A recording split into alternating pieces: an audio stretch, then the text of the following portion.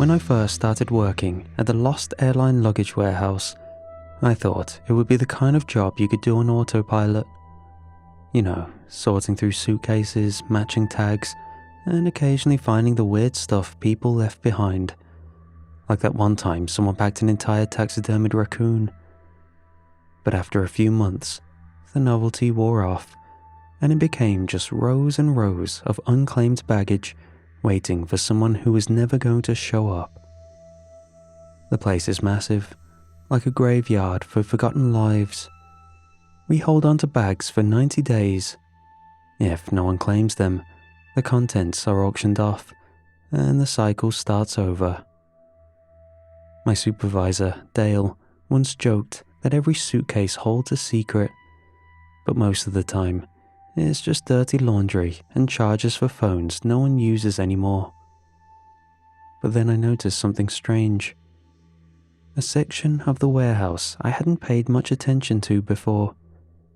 It was tucked in the back, past the rows of unclaimed baggage. The area was marked with a faded sign that just said, "Claimed." At first, I didn't think much of it. I figured they were bags people had come to collect. But the weird thing was, they were all still there. Perfectly stacked, perfectly clean. No dust, no tags, no signs of wear. And they didn't show up on the logs. One night during inventory, I asked Dale about it. "What's the deal with the claimed bags?" I said, trying to sound casual. He didn't even look up from his clipboard. "Some things are better left alone," he muttered, then changed the subject to tomorrow's auction prep. That answer should have been enough for me to let it go, but the bags stuck in my head. Something about how pristine they looked, like they didn't belong there, or maybe belonged too much, like they'd always been there.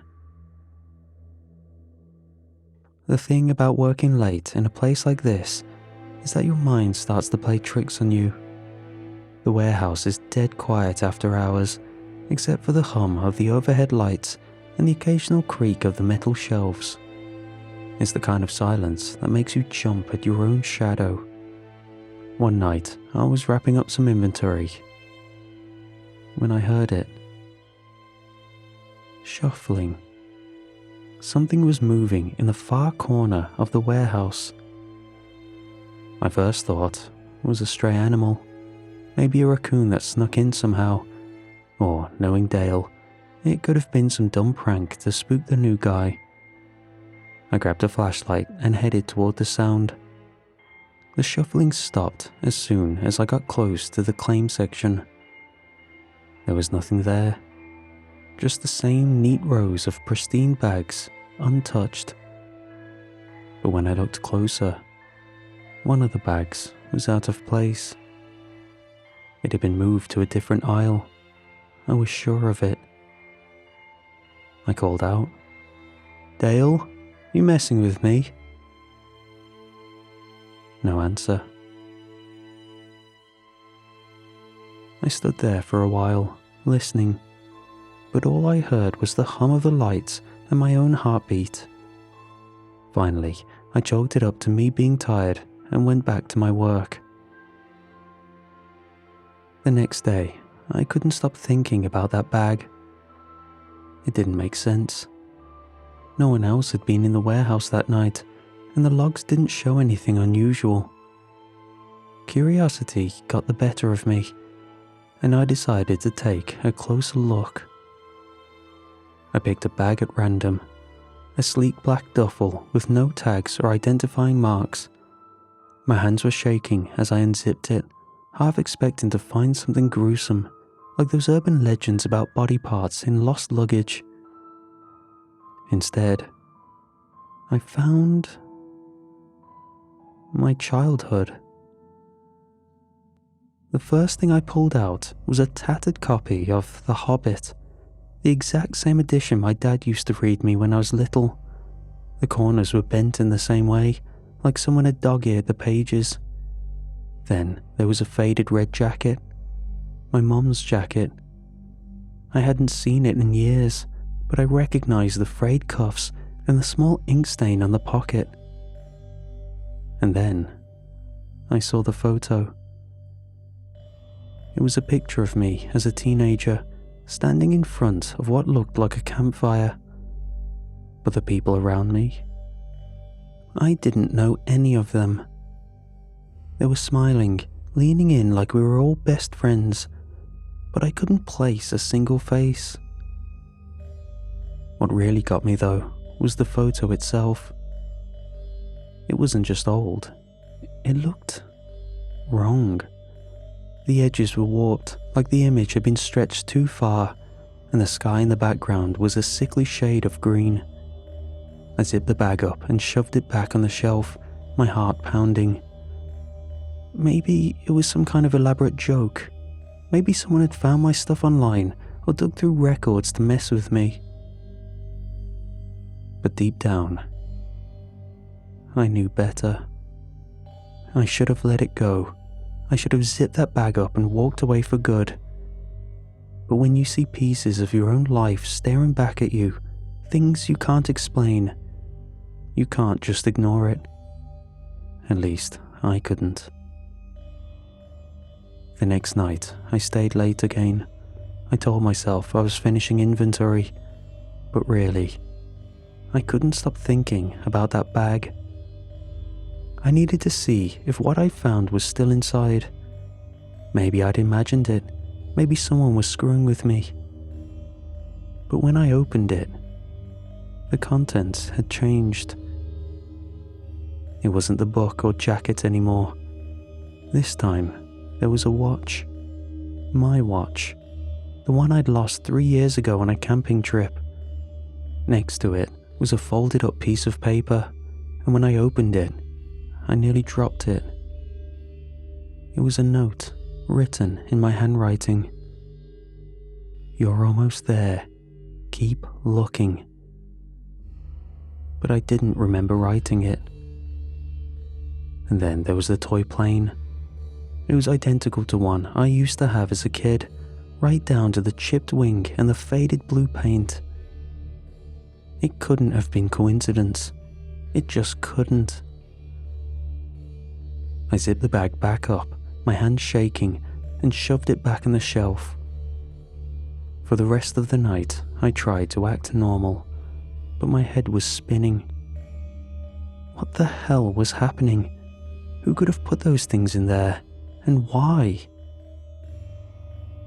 The next day, things got weirder. Dale was jumpy, more than usual. He barely looked at me when I clocked in, and at one point I caught him on the phone.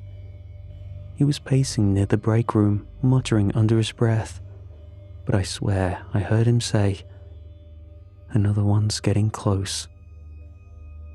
When he noticed me, he hung up fast and walked off, pretending like nothing had happened. Other people started noticing things too. A couple of the guys joked about hearing whispers when they passed the claim section. One of them, Chris, said it sounded like someone was calling his name, but he laughed it off. "This place is creepy as hell at night, man," he said, shaking his head. "I'm not going near that corner again." And then the dream started. The first one wasn't bad, just strange. I was sitting at a dinner table with a family that felt familiar, like I should have known them, but I didn't. They were laughing, talking, passing dishes around. It was warm, comfortable, but when I woke up, I couldn't shake the feeling that something was wrong. I don't have a family like that. I never have. The next dream was worse. I was standing in a church wearing a tuxedo, holding someone's hand. A bride.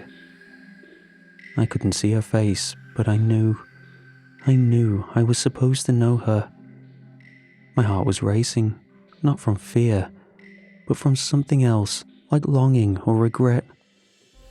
When I woke up, I felt this crushing emptiness, like I'd lost something I never even had.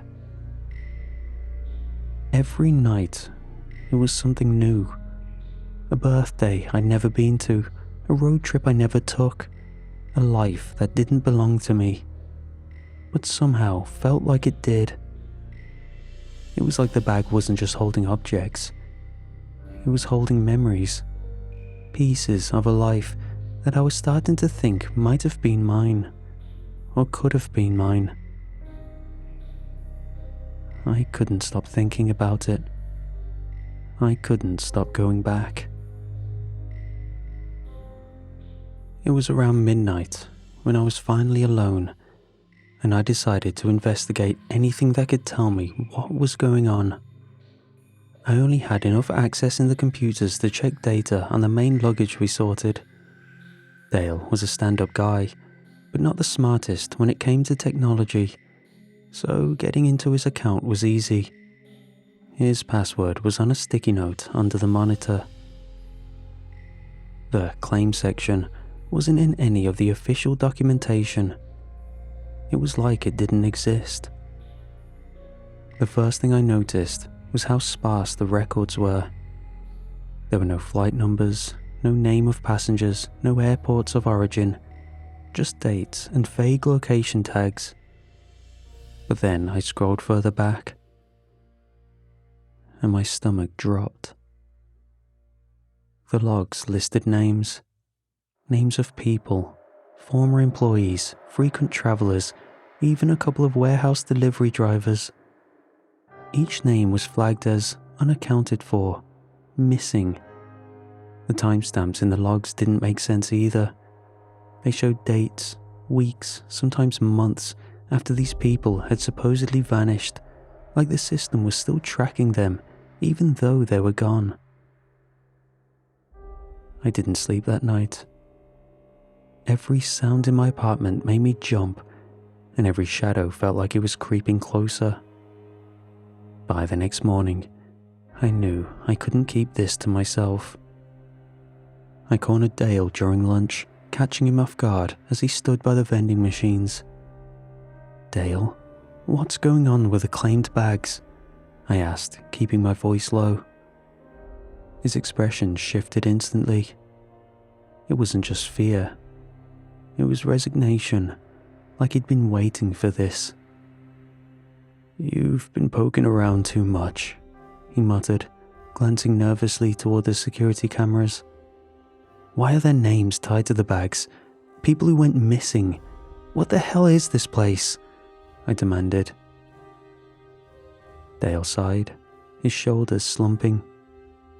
"You weren't supposed to dig this deep. Look, those bags, they're not normal. They don't belong to any airline, any traveler. They belong to people who've been taken." "Taken? By who?" "Not who. What?" he said, his voice dropping to a whisper. "Those bags are like anchors. They're tied to something else, somewhere else. When you open one, you're inviting it in. It starts pulling pieces of you, rewriting things. The more you interact, the harder it is to stay here. Eventually, you just go." I stared at him, trying to process what he was saying. It sounded insane. But every strange thing I'd seen in that warehouse suddenly felt like a puzzle snapping into place. "Why didn't you warn me?" I asked, my voice shaking. "I tried," he said, "but curiosity always wins. It's why they keep sending people like us to work here. People who need the job but won't be missed if something happens. Now, you're in too deep. Whatever's in those bags, it's noticed you." That night, when I walked into the warehouse for my shift, the first thing I saw was a new bag in the claim section. It wasn't there before. It was smaller than the others, almost like a carry-on. My name was printed on the tag. I froze, my stomach twisting into knots. The bag was locked, but as I stood there, I heard it. A faint tapping from inside, like someone was knocking to get out. I knew I was in over my head, but by this point, the bag with my name on it was all I could think about. It wasn't just curiosity anymore.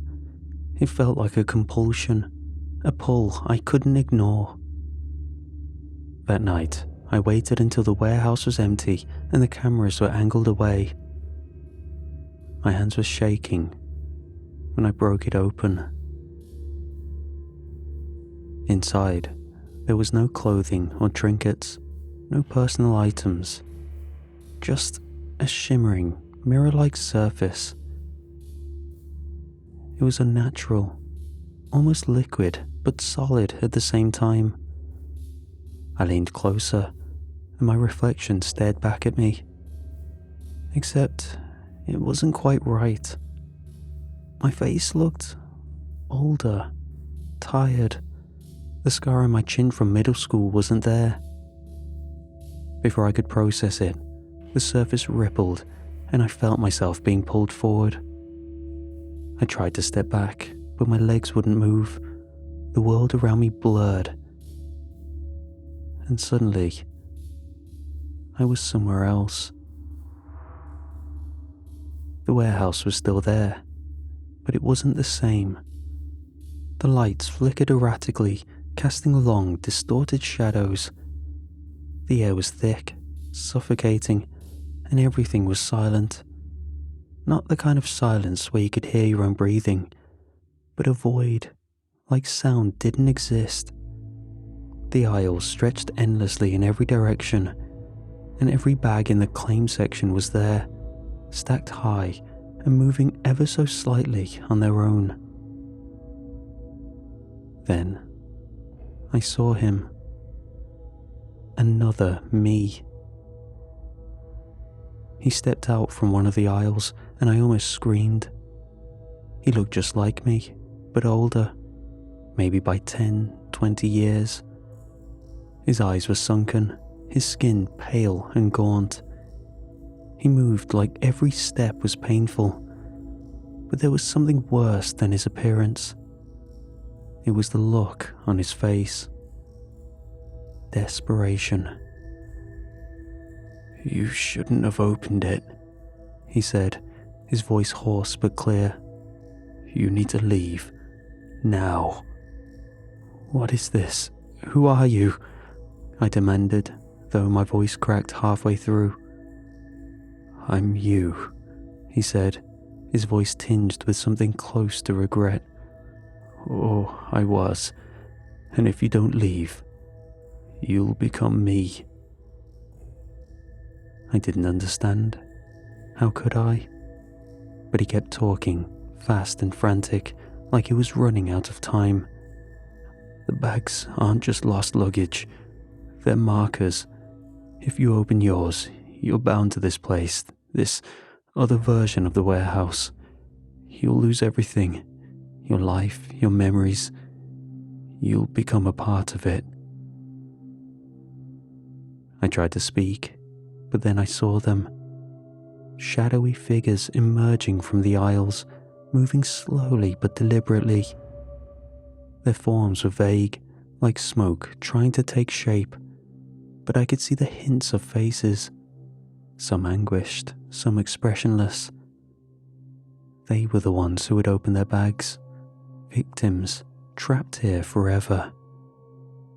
"They'll take you if you stay," the other me said, his voice trembling. "Please, don't let them take you." I could barely breathe. The figures were getting closer, the void-like silence pressing down on me.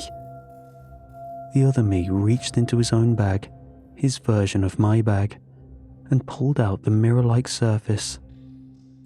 "This is your way out," he said. "Use it. Don't look back." I hesitated, my mind racing, but then I saw the figures reach for him.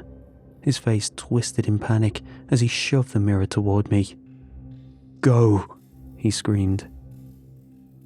I grabbed it and felt the pull again, the same sensation as before, but reversed. The distorted warehouse blurred around me, and suddenly, I was back in the real one, sprawled on the cold concrete floor next to the bag. It was zipped shut, like I'd never touched it. The silence was gone, replaced by the hum of the fluorescent lights, but my hands wouldn't stop shaking. I stared at the bag, half expecting it to move, but it didn't. I scrambled to my feet and ran, leaving everything behind. When I went back the day after opening my bag, something felt off. I walked into the break room and my usual coffee mug, this old chipped ceramic one with my initials, wasn't on the counter.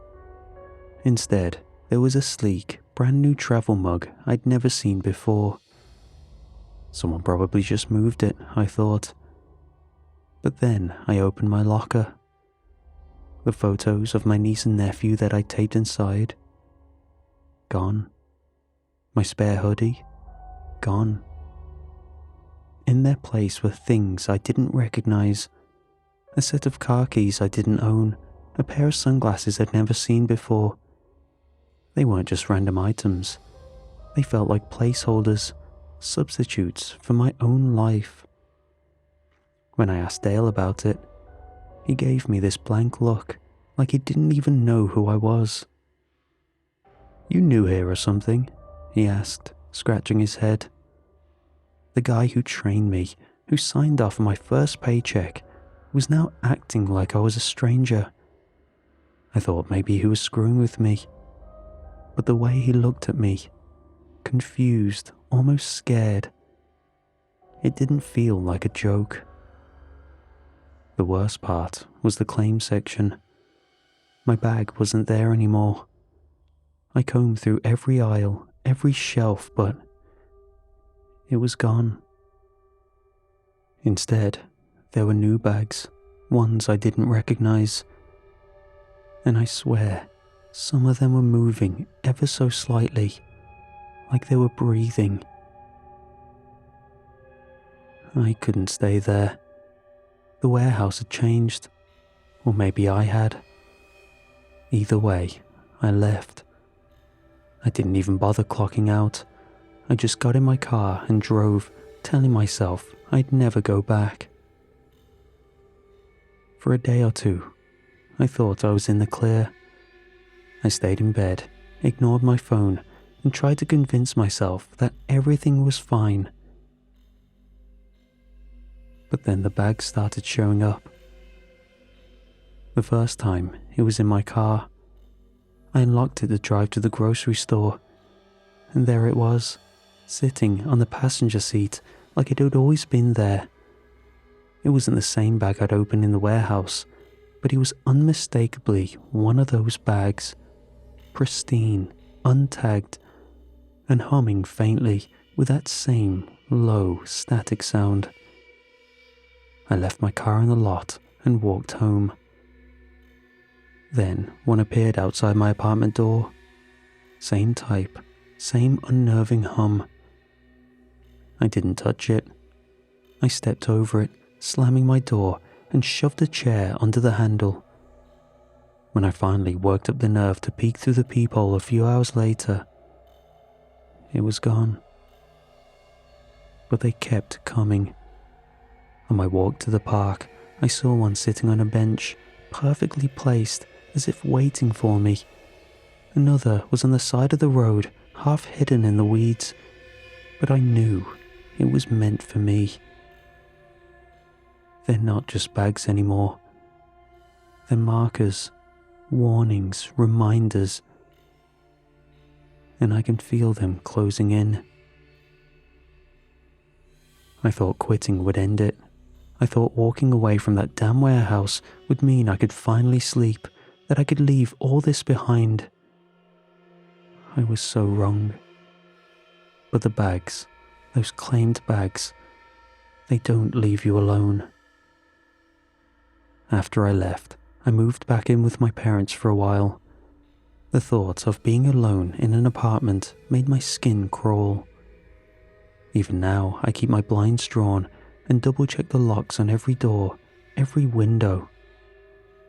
Not that it helps. The paranoia is always there, like something just out of sight, waiting. The bags don't stop, or at least the feeling of them doesn't. Sometimes when the house is quiet and I'm trying to fall asleep, I hear faint tapping. It's soft, rhythmic, like someone drumming their fingers on the floor. It always comes from places where something could hide. A closet, under the bed, even the trunk of my car once. I'll sit up, heart pounding, and tell myself it's nothing. But I don't go looking. Not anymore. Every now and then, I dream about the warehouse. I see the rows of bags stretching into infinity, a maze I can't escape from. Sometimes I hear Dale's voice echoing through the aisles, warning me to stay away. Other times, I see myself. Not me as I am now, but a different version of me.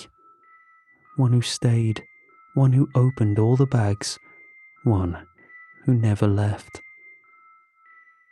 And he just smiles, like he knows something I don't. I've tried to piece it all together, to make sense of it, but there's no explanation that satisfies. The claim section wasn't just unclaimed luggage. It was something else. A doorway maybe, a trap, or maybe just a cruel joke the universe decided to play on me. I don't want anyone else to go through what I did. If you ever lose your luggage, pray it stays lost. Because if you see your name on a bag that isn't yours, don't open it. Not even once.